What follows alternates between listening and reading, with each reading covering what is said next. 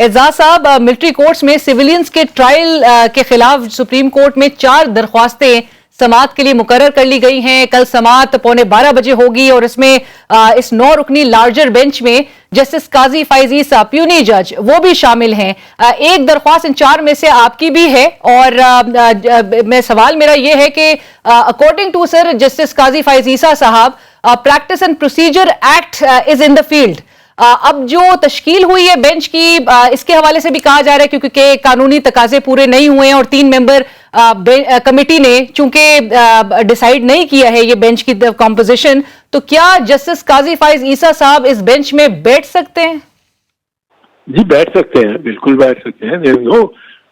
एक हमारे में ये नहीं होना चाहिए कि वो इस पर नहीं बैठ सकता, वो नहीं बैठ सकता। बैठ सकते हैं जब तक there is a final decision in this matter. Without a final decision and judgment, तो आप interim stage में तो नहीं कह सकते। Qazi is a very proper stickler for the rules and position. So उसमें कोई हमें इस मसला नहीं होना चाहिए। राइट भाई एजाज साहब, जस्टिस काजी फैज ईसा साहब का व्यू अगेंस्ट मिलिट्री कोर्ट्स आपको याद होगा 21st अमेंडमेंट से मुतालिक जजमेंट में भी सामने आया था। Bone of contention again remains military courts. तो आपके ख्याल में क्या वो इस बेंच का उस हवाले से भी, क्योंकि उनका एक व्यू सामने आ चुका है, क्या वो इस बेंच का हिस्सा रहेंगे और या फिर आपको लगता है कि एक रिक्यूजल उसको देखते हुए सामने आ सकता है? ये रिक्यूजल की किसी को कोई जरूरत नहीं है। फुल कोर्ट बैठे और फुल कोर्ट, अब ये फुल कोर्ट का ये है ना, ऑल अवेलेबल जजेस, छुट्टियां शुरू हो गई हैं। Athar Minallah is out of the country.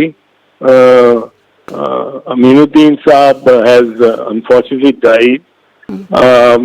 Musarrat Hilali has not taken oath yet. But अब ये फुल कोर्ट बन रहा है तो फुल कोर्ट ही सारी डिमांड करती रही कौम, तो अब उसमें इसको रिक्यूज कराना, उसको रिक्यूज कराना, कोई इसकी जरूरत नहीं इस बहस बढ़ने की।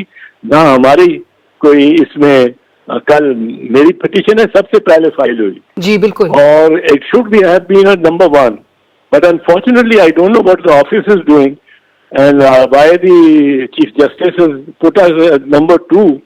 और वो एक former chief justice justice Jawad Khawaja साहब की जी, वो ख्वाजा जवाद, और उनको नंबर 1 कर दिया है। वो उनको उन्होंने बाद में फाइल की है, but just because he chief justice he can't be given preference over Khosa and मी।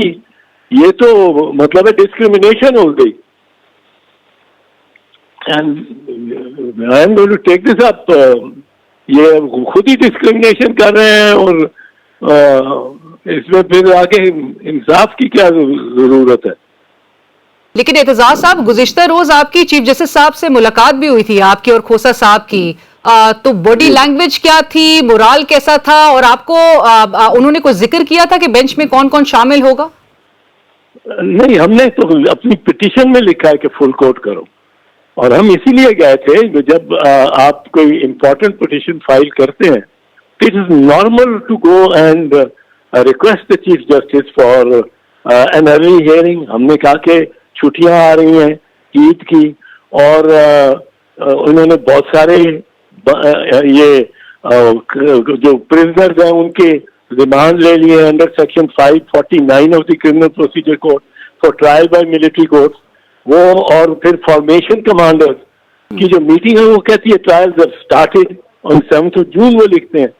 तो ये कि अगर ट्रायल्स इसी तरह शुरू हो जाने और सीक्रेटली हो जाने और एकदम उनको हमें तब पता लगना है कि जब वो फैसला होगा, क्योंकि ये भी इम्कानात में है फौजी अदालतों से। तो इसलिए हम इस पे जो है हमने उनको कहा कि ये जल्दी कर दें, there is time constraint and things are moving fast and everybody is saying, core commander से कि we have irrefutable evidence against these people, irrefutable. Core commanders कह रहे हैं, तो कौन सी फौजी अदालत, कौन सा अफसर, कर्नल या ब्रिगेडियर उनके खिलाफ जा सकता है?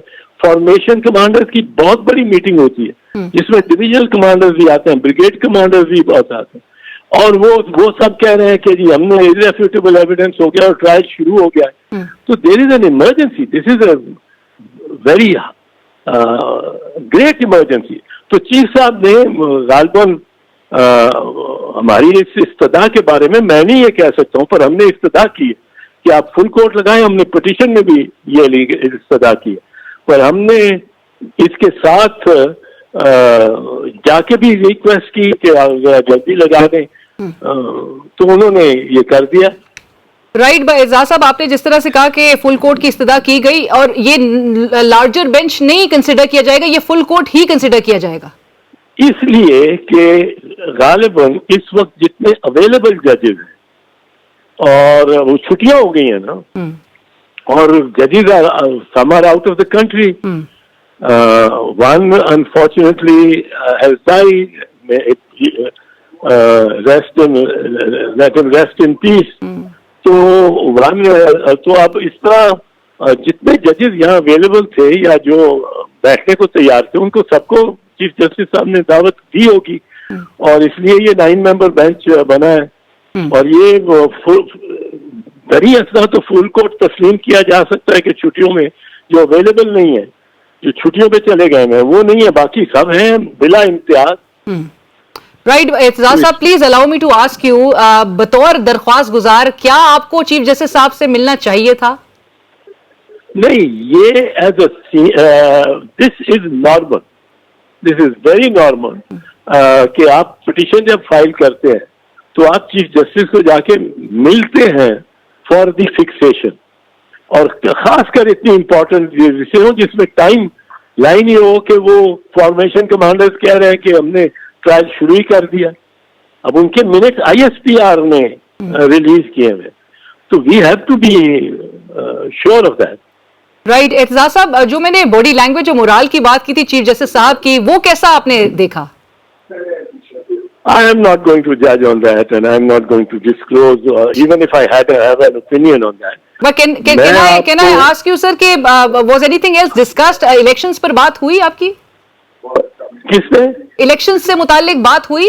नहीं, नो, इलेक्शन का तो दूसरा केस चल रहा है, वो तो उसमें तो हमारी बात नहीं, हमारी बात सिर्फ इससे हुई है कि उन्होंने क्या आपको क्यों चाहिए फुल को, आपने खुद लिखा है अपनी पिटीशन में, तो उसका हमने अर्ज किया कि जो पहले भी जितने फैसले हुए लार्जर बेंचेस ने किए हैं, लियाकत हुसैन का केस, FB का केस, वो फुल कोर्ट में था FB का केस, तो अब ये इस तरह के केसेस जो हैं, जो case district bar association Rawalpindi का 2015 में है, उसमें टोटल कोर्ट बैठी हुई है और 17 जजेस बैठे हुए हैं, तो अब उसमें ये हमने सिर्फ दस्तदा की कि इस किस्म के जो मैटर्स हैं, it's best to be put before the full court. Right, और इसके हवाले से बड़े तासुर ऑलरेडी दिया जा रहा है एतजाज साहब, इंटरेस्टिंगली, कि ये बड़ी क्लेवर मूव इसको टर्म किया जा रहा है, कहा जा रहा है चीफ जस्टिस साहब की जानिब से कि उन्होंने बेंच में तमाम को शामिल कर दिया जिनको हम ख्याल समझा जाता था और जो दूसरे ग्रुप से ताल्लुक रखते हैं। बट मैं एतजाज साहब, आज ही के दिन, आज आपकी भी नजर से गुजरा होगा, सदर मुमलिकत की जानिब से जो 3 माह कबल जस्टिस काजी फाइज ईसा की बतौर चीफ जस्टिस ऑफ पाकिस्तान तैनाती की मंजूरी का नोटिफिकेशन जो सामने आया, एजाज साहब, आपके ख्याल में क्या ये एक डिलिबरेट मूव नजर आती है? अच्छा, एक चीज लीना, मैं आपको पहले अर्ज कर दूं कि मैंने कोई 1-1.5 मिनट लेना है एक और मामले पे, please go ahead sir, suddenly closing, तो मुझे वो जरा दे दीजिएगा। ये चीज नहीं, दिस इज नो ऑब्जेक्शन, इसमें कोई नहीं हो सकती। Qazi Faez Isa is the next chief justice. The chief justice में की अपॉइंटमेंट में seniority has been only the sole criteria, and we had many chief justice. एक चीफ जस्टिस ये जो पिटिशनर है जवाद ख्वाजा साहब, ये 23 दिन के लिए चीफ जस्टिस बने थे, but it came in his way. उसने जिस दिन 65 चीफ जस्टिस होना है उसने रिटायर हो जाना, नेक्स्ट वन उनके बाद आना है, और ये रिवायत है। सो उसको पहले अनाउंस कर दो या बाद में करो, हमें इससे कोई मसला नहीं है. In fact, it is good. It is known के काजी फैज ईसा will be the next Chief Justice. Right sir, but ये नोटिफिकेशन को 3 माह कबल लेकर आना, अब आपके ख्याल में ये कोई पैगाम दिया गया है? इसका मकसद क्या हो सकता है? काजी फैज ईसा ऐसा जज नहीं है कि जिसको पैगाम दिए जाए. ऐसा जज नहीं है. वो पैगाम सुनने वाला नहीं है. और he is an upright judge, goes along a straight line, and if the government ना हो, बस उनकी जिंदगी रहे, अल्लाह करे, और वो comes the Chief Justice. Right, but Aitzaz साहब, पैगाम किसी और के लिए भी हो सकता है, या आपके ख्याल में मौजूदा चीफ जस्टिस और आने वाले चीफ जस्टिस के दरमियान कोई एक दरार क्रिएट करने की कोशिश की जा रही है? कोई ऐसा अटेम्प्ट किया जा रहा है? नहीं, ये गवर्नमेंट के से तो कोई सीधी बात तवक्को ही नहीं की जा सकती. मुस्लिम लीग नवाज की हुकूमत से कोई सीधी बात नहीं. तो बिल्कुल उनका यही मोटिव होगा, बिल्कुल यही मोटिव होगा. ये इस्टेब्लिश करना होगा कि Qazi Faez Isa is going to be our जज. वो जिस तरह उनके वालिद साहब मियां शरीफ साहब कहते थे कि जो आर्मी चीफ है वो सादा होना चाहिए, वो हमारा होना चाहिए, आर्मी चीफ हमारा होना चाहिए. तो इसी तरह वो इम्प्रेशन देना चाहते होंगे कि ये फैज ईसा हमारा जज है, हमारा chief justice. Oh, he will not be anybody's poodle. He's an independent-minded man. Right, और चूंकि क्यूरेटिव रिव्यू भी उससे मुतालिक फैसला भी आना बाकी है, और गवर्नमेंट चाहती थी कि वो विड्रॉ कर लिया जाए, बट एजाज साहब, आपकी और खोसा साहब की पार्टी रुकनियत मुअत्तल कर दी गई. आज जो राना फारूक साहब हैं, उनकी जानिब से भी सजेशन दी जा रही है कि आपकी सीईसी की भी रुकनियत को मुअत्तल कर दिया जाए. कोई शो कॉज नोटिस आपको, खोसा साहब को, दिया गया था? नहीं, इस तरह का कोई नहीं हुआ, और हमें दोनों को इस मामले में किसी ने कुछ नहीं कहा. ये राना फारूक ने पहले मेरे खिलाफ एक प्रेस कॉन्फ्रेंस की थी, कोई साल भर हो गया है, और यही सजेस्ट किया, यही दरखास्त की थी कि मुझे सीसी से निकाला जाए और मुझे उसमें पार्टी से ही निकाल दिया जाए. वो इनके इमेजिनरी मोटिव्स होते हैं. There are 2 or 3 people in Lahore, and I don't want to ennoble them and dignify them by naming them, but Rana Farooq तो खुद एक सामने आ रहा है. तो उनकी ये पॉलिटिक्स है कि अब खोसा को wall of shame, so called wall of shame पे डाल दिया. he is being so committed to the People's Party. I don't know, wall of shame पे डाल दिया. और ये वॉल ऑफ शेम मैं तो समझता हूँ 2-3 और खोसे जैसे, या मेरा भी इन्होंने नाम डाल दिया, ये वॉल ऑफ फेम बन जाएगी, और पीपल्स पार्टी को इसका नुकसान ही होगा. ये इन लोगों को ये सरदार लतीफ खान खोसे के को इस तरह ह्यूमिलिएट करने की कोशिश की जाए. And if the senior party leadership condones that, I think it would be very unfortunate. Very unfortunate, sir, and considering your contributions, आप दोनों की contributions शेयर करते जी. और ये जो कर रहे हैं, ये इनकी अपनी कमजोरी जाहिर हो रही है, इनकी अपनी कमजोरी जाहिर हो रही है. Nobody is sympathizing with them. Everybody is on Khosa's side in this. Everybody, even party people are ringing up and saying that this is a shame, this is बहुत जाती है. तो ये 2-3 और तस्वीरें लगा दें तो पता नहीं फिर किस किस की लगाएंगे. और यही दाग थे जो सजा के हम सारे बज़्म यार चले गए. तो मतलब बड़ी एक कमाल वैसे डिटर्मिनेशन भी नजर आ रही है आपकी और खोसा साहब की जानिब से. और लाइक आई वाज सेइंग कि considering the contributions of yours and Khosa sahab, ये बड़े अनफॉर्चुनेट है इस किस्म की डेवलपमेंट कि जहां पर मेंबरशिप सस्पेंड की जाए। बट नवाज शरीफ साहब से मुतालिक एक सवाल, एजाज साहब, उनके आने के हवाले से बड़ी तैयारियां उरूज पे हैं। राना तनवीर साहब कह रहे हैं 14 अगस्त तक वापस आ जाएंगे। डिस्क्वालिफिकेशन के हवाले से बड़े चेमगोइयां हो रही हैं। आपको नजर आ रहा है, क्योंकि पाकिस्तान में कुछ भी मुमकिन है, आपको लग रहा है नवाज शरीफ साहब की डिस्क्वालिफिकेशन ओवरटर्न हो सकती है और उनको वापस से इलेक्टोरल पॉलिटिक्स में हिस्सा लेने दिया जाएगा? अगर तो आप कानून की बात पूछते हैं ना, जहां तक सियासत की बात है, पाकिस्तान में मैं कहता हूं माजी के अलावा कोई पेशी कोई हो ही नहीं सकती। You can predict nothing but the past.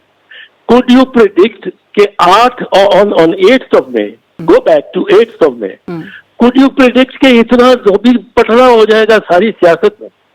Imran Khan के बड़े बड़े लीडर और फवाद चौधरी वाले सब भाग रहे होंगे उसको छोड़ के, और वो घर से भी नहीं निकल रहा होगा जमान पार्क में, और एक फेडरल गवर्नमेंट और केयर टेकर्स ऐसे आ जाएंगे, और वो हमला भी एक हो जाएगा कोई 30-40 तनसीबात पे, दिफाई इदारों के जिनके साथ ताल्लुक है, और उस पर कोई पुलिस इंटरफियर नहीं करेगी, कोई लॉ एनफोर्समेंट एजेंसी आके इंटरफियर नहीं करेगी, रोकने बिल्कुल नहीं करेगी, बिल्कुल मदामत नहीं करेगी। कभी ये सोच सकते थे एजाज साहब? और could you expect, could you predict, आप तो हमेशा कहते आए कि इनको फॉलो करना है, आइन भी फॉलो होगा, अदालत का के अहकामात भी फॉलो होंगे, आर्मी चीफ भी तैनात नफरी जो है वो फराहम करेंगे, और 90 डेज के अंदर इलेक्शंस हो गए। बट आप क्या प्रिडिक्ट कर रहे थे उस वक्त कि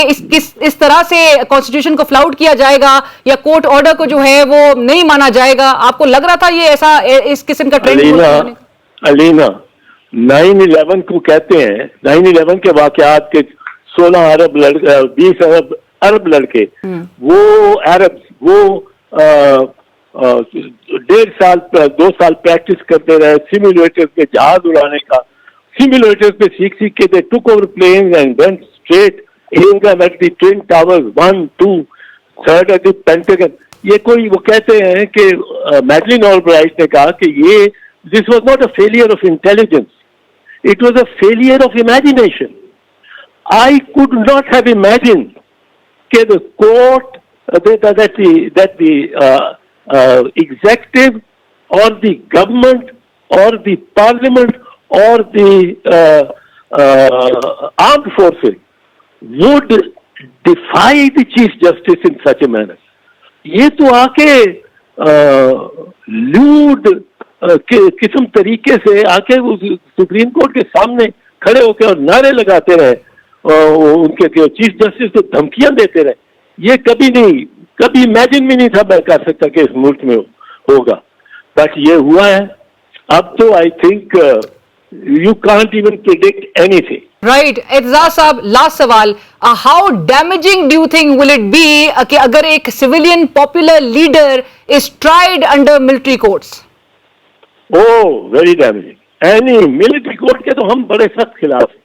PB preferred to have a government and parliament dissolved in 1990 rather than set up military courts, जो बहुत प्रेशर था। मिर्जा असलम बेग से भी, गुलाम इसहाक खान प्रेसिडेंट थे, और अमीन गुल मरहूम जनरल अमीन गुल DGISI. And I was in that face to face because I was the interior minister. Many ministry was in charge and would have permitted or given permission for setting up military courts under Article 245. BB said no, I am not setting up military courts.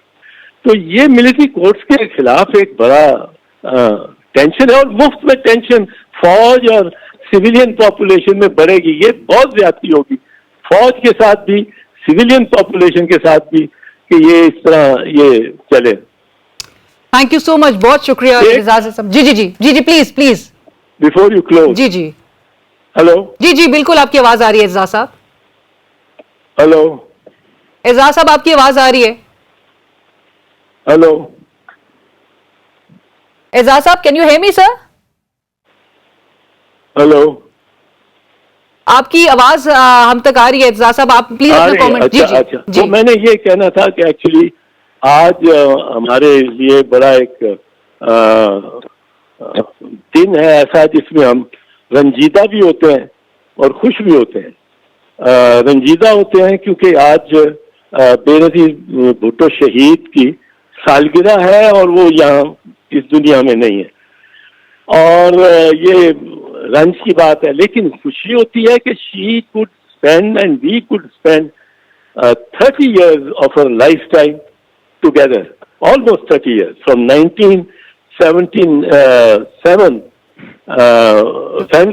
when Bhutto Sahab was martyred to 2007, December 2007 when she was martyred. आज उनकी सालगिरह है। आज सारे जियाले एक उनकी यादें भी कर रहे होंगे और खुश भी होंगे, और साथ हमें इसके साथ गम भी बहुत होता है। Not only that she went, but the way she went, the brutality with which she went, and then there is the great pride in the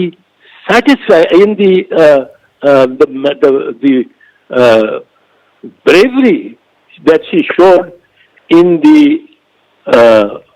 as death approach.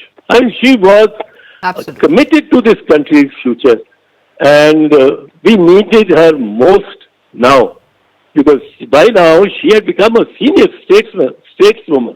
बिल्कुल। और बहुत उसकी जरूरत थी और उसकी आज याद तड़पाती भी है। And all I can't say anything more. But undoubtedly, sir.